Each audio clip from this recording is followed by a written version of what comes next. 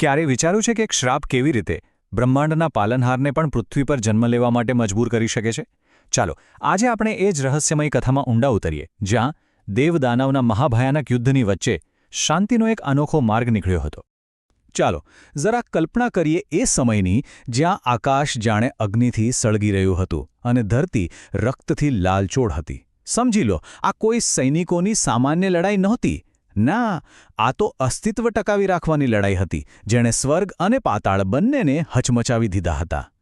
પણ આ બધા રક્તપાતની વચ્ચે એક એવો શ્રાપ જન્મ્યો, જેણે નિયતિનો આખો માર્ગ જ બદલી નાખ્યો. ખુદ ભગવાન વિષ્ણુને પણ એક સામાન્ય મનુષ્ય બનીને દુઃખ ભોગવવા માટે વિવશ થવું પડ્યું.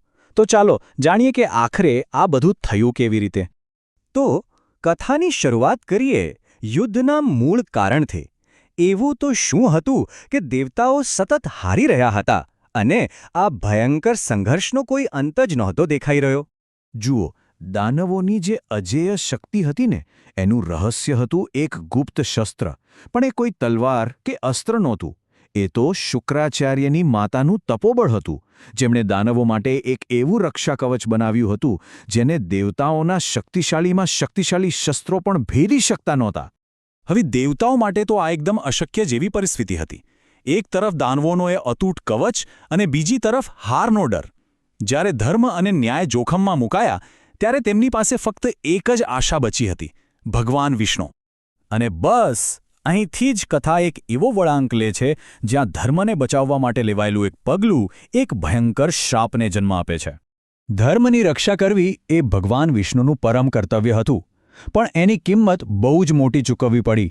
બ્રહ્માંડનું સંતુલન પાછું લાવવા માટે તેમણે એક અત્યંત કઠોર નિર્ણય લેવો પડ્યો: શુક્રાચાર્યની માતાના તપોબળથી બનેલા એ કવચને સમાપ્ત કરવું. અને આ એક એવો નિર્ણય હતો જેણે ઇતિહાસની દિશા જ બદલી નાખી. પોતાની પત્નીના મૃત્યુના સમાચાર સાંભળતા જ મહર્ષિ ભૃગુનો ક્રોધ જાણે કોઈ જ્વાળામુખીની જેમ ફાટી નીકળ્યો. એમના માટે આ માત્ર એક હત્યા નહોતી, પણ ધર્મ પર થયેલો આઘાત હતો. અને એમના એ જ ભયાનક ક્રોધમાંથી એક એવો શ્રાપ જન્મ્યો જે દેવતાઓને પણ હલાવી દેવાનો હતો. આ કોઈ સામાન્ય શ્રાપ નહોતો. મહર્ષિ ભૃગુએ કહ્યું, જેમ આજે મેં મારી પત્ની ગુમાવી છે અને વિયોગનું દુઃખ સહન કરું છું, તેમ તમારે પણ પૃથ્વી પર જન્મ લઈને વિયોગનું દુઃખ સહન કરવું પડશે. આ એક એવી દૈવી સજા હતી જેણે ખુદ ભગવાનને પણ મનુષ્યના દુઃખનો અનુભવ કરાવ્યો. આમ તો એક સમસ્યાનો અંત આવ્યો, પણ એનાથી એક બહુ મોટી સમસ્યા જન્મી. માતાના મૃત્યુના શોકમાં ડૂબેલા શુક્રાચાર્યએ બદલાની આગમાં એવું તપ કર્યું અને એવી શક્તિઓ મેળવી કે દેવદાનવ યુદ્ધ પહેલાં કરતાં પણ અનેક ગણું વધુ ભયંકર અને વિનાશક બની ગયું. જ્યારે શસ્ત્રો નિષ્ફળ ગયા અને બધી જ શક્તિઓ હારી ગઈ, ત્યારે એક એવી શક્તિ જાગી જે બળથી નહીં પણ શુદ્ધ ભક્તિથી જન્મી હતી. અને આશાનું એક કિરણ હતું: પ્રહલાદની પ્રાર્થના. એ સમયે દાનોના જ કુળમાં જન્મેલા મહાન ભક્ત પ્રહલાદે બ્રહ્માંડની માતાને સાચા હૃદયથી પોકાર કર્યો. એમની પ્રાર્થનામાં કોઈ પક્ષપાત નહોતો, જીતવાની લાલસા નહોતી.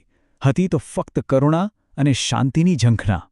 અને કહેવાય છે ને કે જ્યારે પ્રાર્થના શુદ્ધ હૃદયથી થાય, ત્યારે સમગ્ર બ્રહ્માંડ તેને સાંભળે છે. તો હવે આવે છે કથાનો એ અંતિમ અને સૌથી નિર્ણાયક ભાગ. પ્રહલાદની એ નિર્મળ ભક્તિએ જાણે આખા બ્રહ્માંડને હલાવી દીધું. અને ત્યારે ભગવતી દુર્ગાનું દિવ્ય સ્વરૂપ પ્રગટ થયું. તેમનું તેજ એટલું પ્રચંડ હતું કે યુદ્ધના મેદાનમાં લડતા દેવો અને દાનવોના હાથમાંથી શસ્ત્રો આપોઆપ છૂટી ગયા અને સૌ આશ્ચર્ય સાથે નમન કરવા લાગ્યા. દેવીએ કોઈ શસ્ત્ર ન ઉઠાવ્યું, એમણે તો જ્ઞાનનો દીવો પ્રગટાવ્યો. તેમણે કહ્યું, આ યુદ્ધ બહાર નથી પણ તમારી અંદર છે. ક્રોધ, લોભ અને અહંકારને ત્યાગી દો, કારણ કે સાચું સુખ શાંતિમાં છે, વિનાશમાં નહીં. આ એક એવો સંદેશ હતો જેણે યુદ્ધની આખી દિશા જ બદલી નાખી. દેવીના શબ્દોની અસર જુઓ, તરત જ થઈ. જેમણે વર્ષોથી એકબીજાનું લોહી વહાવ્યું હતું, તે દાનવો શાંતિપૂર્વક પાતાળલોકમાં ચાલ્યા ગયા અને દેવતાઓ પોતાના સ્વર્ગમાં પાછા ફર્યા. બસ એક જ ક્ષણમાં સદીઓથી ચાલતું યુદ્ધ સમાપ્ત થઈ ગયું. તો આ સંપૂર્ણ ગાથા આપણને શું શીખવે છે? આ યુદ્ધ, શ્રાપ અને ભક્તિની કથાનો અંતિમ અને સાચો સંદેશ શું છે? આ કથાનો સાર એ જ છે કે જે કોઈ પણ તેને શ્રદ્ધાથી સાંભળે છે, તે માત્ર એક વાર્તા નથી સાંભળતું, પણ પોતાના અંદર ચાલી રહેલા સંઘર્ષને શાંત કરવાનો માર્ગ શોધે છે. એ સર્વ પાપોથી મુક્ત થાય છે અને સાચું સુખ મેળવે છે. આ વાર્તા આપણને એ જ શીખવે છે કે ભલે અંધકાર ગમે તેટલો ઘેરો કેમ ન હોય, ભક્તિ અને શ્રદ્ધાનો એક નાનકડો દીવો પણ હંમેશા શાંતિનો માર્ગ પ્રકાશિત કરી શકે છે.